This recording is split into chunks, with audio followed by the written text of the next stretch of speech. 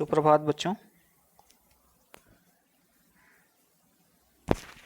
कल की वीडियो में जहाँ तक बात हुई थी उसके आगे के बंद पर बातचीत करेंगे। बिहसी लखनी बोले मृदुबानी, अहो मुनीषु महाभट मानी। पुनि पुनि मोहि देखाव कुठारू, चहत उड़ावन फूंकी पहारू। इहाँ कुम्हड़ बतिया को नाही, जे तर्जनी देखी मरि जाही। देखी कुठारु सरासन बाना, मैं कुछ कहा सहित अभिमाना। भृग सुत समझ जनेऊ बिलोकी, जो कुछ कहूँ सको ऋषि रोकी। सुर महिषुर हरिजन अरुगाई, हमरे कुल इन पर न सुराई। बधे पाप अपकीर तिहारे, मारतहु पा परिय तुम्हारे। कोटि कुलिस सम वचन तुम्हारा, व्यर्थ धरहु धनु बान कुठारा। जो बिलोक अनुचित कहो, क्षमहु महामुनि धीर। सुनि सरोष भृगुवंश मनि बोले गिरा गंभीर। पहले भी बताया हमने कि भाषा जो है वो अवधि है। तुलसीदास की इस रचना में, ये रचना रामचरितमानस से ली गई है और भाषा अवधि है।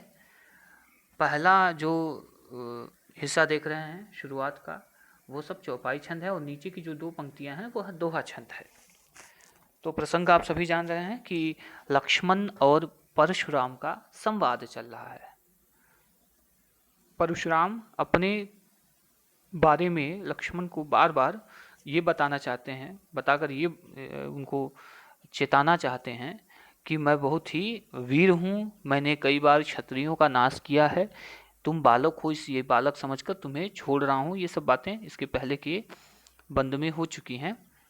तो यहाँ क्या है, देखिए ध्यान से कि लक्ष्मण बोल रहे हैं। क्या बोल रहे हैं? पहली तो शब्दों पे ध्यान दीजिए कि ताकि आपका शब्द अर्थ थोड़ा सा निश्चित हो जाए। बिहस मतलब हंसकर, लखन लखन, बोले मतलब बोले क्या, मृदु मतलब कोमल, वाणी मतलब शब्द, वाणी मतलब वचन, वाणी मतलब वाणी।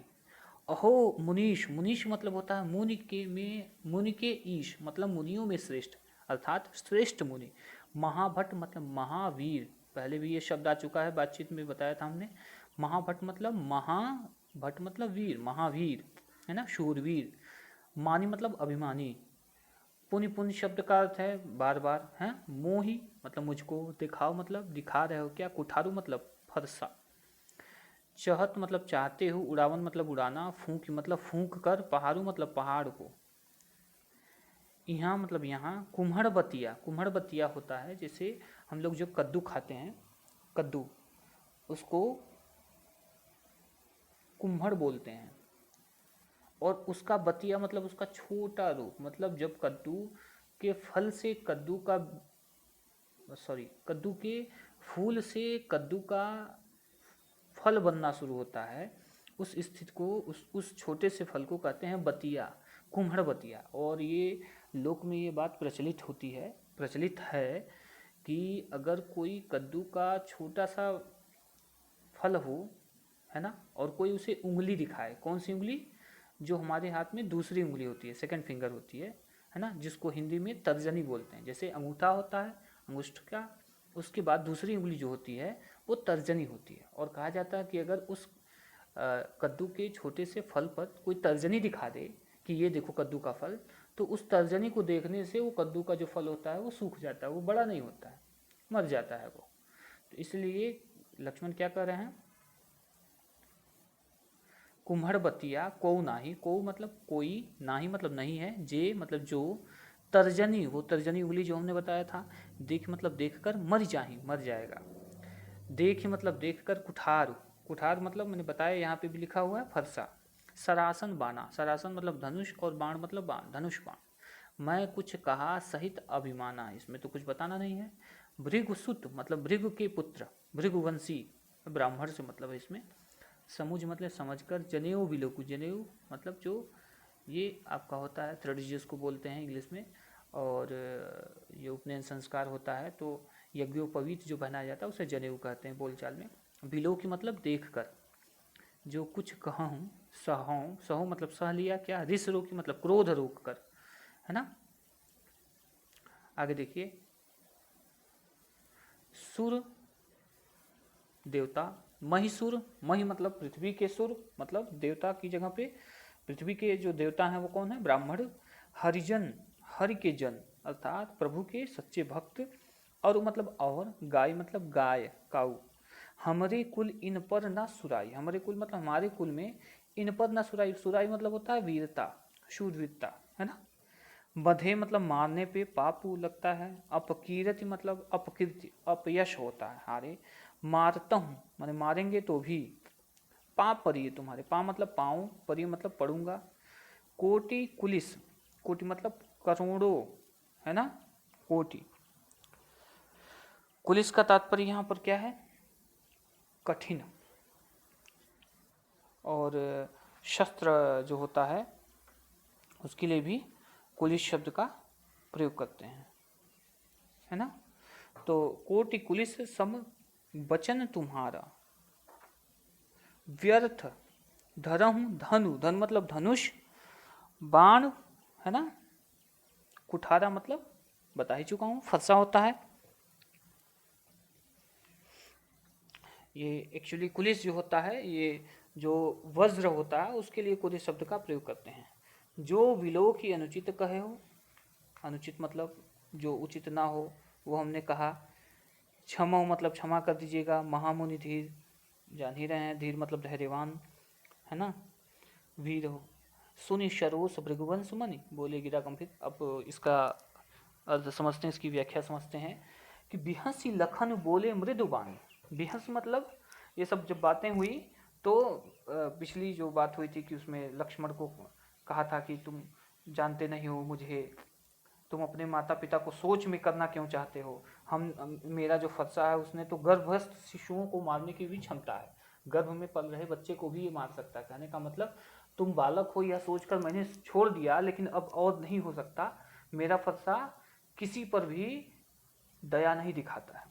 तो ये सब सुनकर लक्ष्मण क्या बोले, बिहस मतलब हंसकर लक्ष्मण बहुत ही क्या बोले, मृदु बानी, बहुत ही कोमल शब्दों में उन्होंने बात कही। अर्थात परशुराम की बात सुनकर लक्ष्मण बहुत ही विनम्र कोमल वाणी में बोले, क्या बोले, अहो मुनीश, महाभट माने, अरे अरे मुनि, हे मुनि, या अरे मुनि, आप तो बहुत ही अभिमानी वीर हैं, ठीक है ना। पुनि पुनि पुनि पुनि मोह ही दिखाओ कुठारू, फिर मुझे बार बार ये कुठारू मतलब फरसा क्यों दिखा रहे हैं, है ना। जैसे जो वीर लोग होते हैं वो बोलते बहुत कम हैं, काम बहुत करते हैं।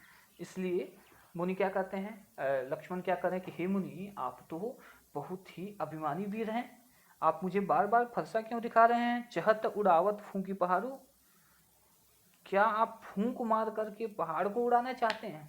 एक कहावत है, असंभव कार्य करना, अर्थ होता है इसका, मुहावरा होता है कि फूंक मारकर पहाड़ उड़ाना, है ना। इसका मतलब होता है कि असंभव काम करना, मतलब जो संभव ही नहीं, फूंक मारने से पहाड़ नहीं उड़ सकता है।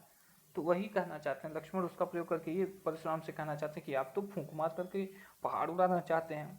यहाँ कुम्हड़ बतिया को नहीं, यहाँ कोई कुम्हड़े का बतिया नहीं है, यहाँ कोई कुम्हड़े का छोटा सा फल नहीं है। जे तर्जनी देख मर जाही, जो आपकी तर्जनी को देख करके मर जाएगा। क्योंकि परशुराम जब भी कुछ बोल रहे थे तो बार बार अपनी उंगली दिखा रहे थे लक्ष्मण की तरफ। लक्ष्मण ने कहा यहाँ कोई कुम्हड़े का बच्चा नहीं है कि जो आपकी तर्जनी देख कर ही मर जाएगा। देख ही कुठार सरासन बाना, मैंने आपके फरसे को देखकर, आपके धनुष को देखकर और आपके बाणों को देख करके मैंने अभिमान सहित जो भी कहा वो अभिमान सहित कहा। क्योंकि मैंने जब यह देखा तो मुझे लगा कि आप कोई क्षत्रिय कुल के हैं, इसलिए मैंने अभिमान पूर्वक आपसे कुछ वचन कहे थे। भृगुसुत समुच जनेऊ बिलुक, आपके इस जनेऊ को देखकर, यज्ञोपवीत को देखकर। और भृगुसुत, भृगुसुत का मतलब कि आप भृगु के पुत्र हैं, ब्राह्मण समझकर आपको, है ना। मैंने क्या कहा, जो कुछ कहा, पहले तो ये कहा कि आपके फरसे धनुष बाण को देखकर मैंने आपको क्षत्रिय समझा और आपके सामने अभिमान पूर्वक कुछ वचन कहे। आपको भृगु का सुत समझकर, भृगु पुत्र समझकर, और आपके जनेऊ को देखकर जो कुछ कहो सहो ऋषि किया, आपने जो कुछ भी मुझे कहा वो सब मैंने क्या किया, अपने क्रोध को रोककर वो सब कुछ सहन कर लिया, है ना। क्षत्रिय समझकर मैंने आपके साथ अभिमान पूर्वक बातें की, लेकिन आपका जनेऊ समझकर आपने जो भी मुझे कहा है अब तक वो सब मैंने सहन कर लिया है। क्यों सहन कर लिया है कि सुर महिसुर हरिजन अरुगाई, हमारे कुल इन पर न सुराई। हमारे वंश में इन लोगों पर वीरता नहीं दिखाई जाती। किन लोगों पर? देवता पर, ब्राह्मण पर और ईश्वर के भक्तों पर तथा गाय पर। लक्ष्मण क्यों कह रहे हैं ये बात कि अब तक आपने जो कुछ भी कहा हमने आपको ब्राह्मण समझा, भृगुकुल भृगु वंशी समझा, भृगु का पुत्र समझकर, और आप पर क्रोध इसलिए नहीं किया, आपका अपना क्रोध रोककर आपकी सारी बातें सह ली, इसलिए क्योंकि हमारे कुल में देवता, ब्राह्मण, ईश्वर के सच्चे भक्त और गाय पर कोई वीरता नहीं की जाती है। ना सुराई मतलब कोई वीरता नहीं दिखाई जाती है, क्योंकि बधे पाप, इनको मार देने से क्या होता है? पाप लगता है। अपकीरत हारे, और अगर इनसे हार मिले तो संसार में अपयश फैलता है कि देखो एक सामान्य ब्राह्मण से हार गया, देखो एक गाय से हार गया, है ना। तो हार मिलने के बाद तो अपयश होगा, और अगर इन्हें मार दिया जाता है तो क्या होगा? पाप मिलेगा। मारता हूँ पाप परी है तुम्हारे, अगर आप मुझे मारेंगे इस स्थिति में, अगर आप मुझे मारेंगे तो भी मैं आपके पैरों पे ही पड़ूंगा। कोटि कुलिस सम वचन तुम्हारे। आके क्या कर रहे हैं कि हे परशुराम, अरे हे मुनि, ये आपके जो वचन है ना, अंतिम पंक्ति में देखिएगा, आपके जो वचन है वो करोड़ों वज्र के समान है। आपकी जो बातें हैं वो करोड़ों वज्र के समान, कोटि वज्र मतलब करोड़ों वज्रों के समान कष्टदायक है। होता है ना किसी किसी की बातें बहुत चुभती हैं, तो वैसे ही लक्ष्मण ये कहना चाहते हैं कि आपकी जो बातें हैं ना ये वज्र के समान दुख देने वाली हैं, और एक वज्र नहीं, जो करोड़ों वज्र मिलकर जितना दुख देंगे वैसी ही आपकी ये बातें दुख प्रदान करने वाले हैं। व्यर्थ धरहु धनु बाण कुठारा, आप व्यर्थ में ही ये धनुष बाण और ये पत्सा रखे हुए हैं, आपकी तो बातें हैं सबको मार डालेंगे। जो बिलो की अनुचित कहे क्षमहु महामुनि धीर।